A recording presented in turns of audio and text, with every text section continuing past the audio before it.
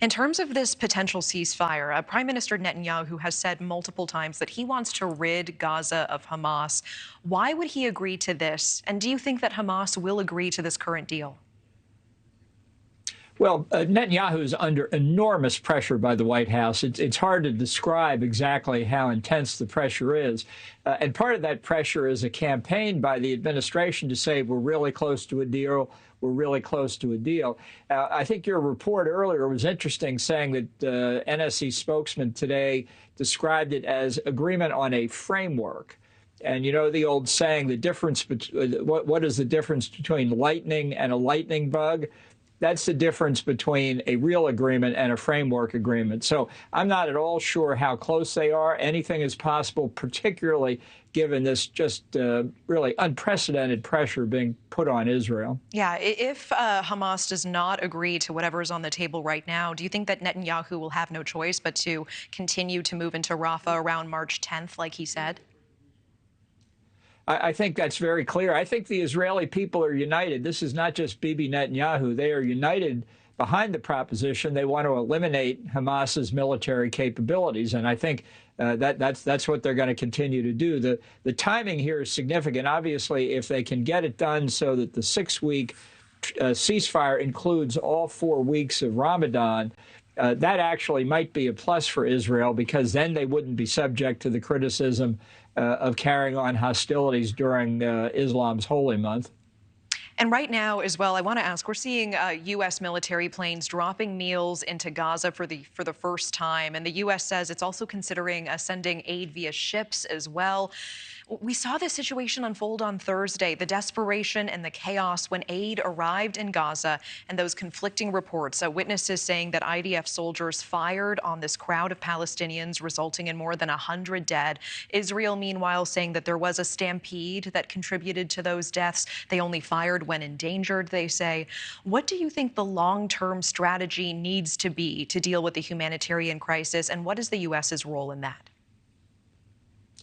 Well, I think the only way to deal with it for sure is for Israel to defeat Hamas. These airdrops are not going to prove significant, and they're very dangerous. We've gone through this in any number of crisis situations. Those parachutes look like they're coming down so slowly, but as they get close to the ground, carrying these very heavy pallets of meals or other humanitarian assistance, people rush toward them. They can be crushed as the pallets land. That's why normally Air Force procedures are to have drop zone controllers in place. We did this in northern Iraq after the first Gulf War to help the Kurds who had fled up there.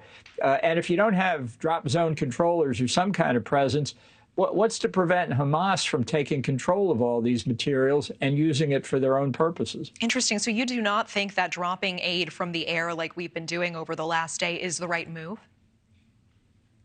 Well, not unless it's properly controlled. And by the way, if we put military personnel, these drop zone experts, into the Gaza Strip, who's going to protect them? Not just from Hamas, but from the intended beneficiaries who are desperate to get to the food or medicine or whatever it might be. It's very dangerous down there. Maybe we don't have people on the ground, but we're risking tragedy when particularly children and teenagers run toward these parachutes. All right. Ambassador, I appreciate that information. I do want to ask you about Russia with the time that we have. President Vladimir Putin made his annual speech this week. He made some alarming comments, saying that the West risks nuclear conflict if it intervenes more in Ukraine, adding that NATO countries must understand that this would lead to the, quote, destruction of civilization. What is your take on this? And should we be worried about this escalating into a world war?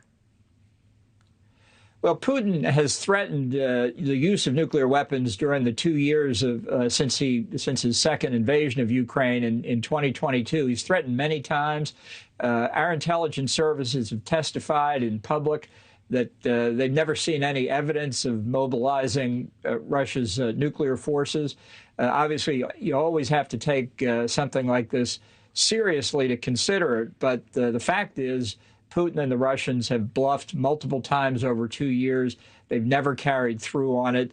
And as we investigate whether we think this one is serious or not, I think that history is important to keep in mind. All right. Ambassador John Bolton, always appreciate your time. Thank you.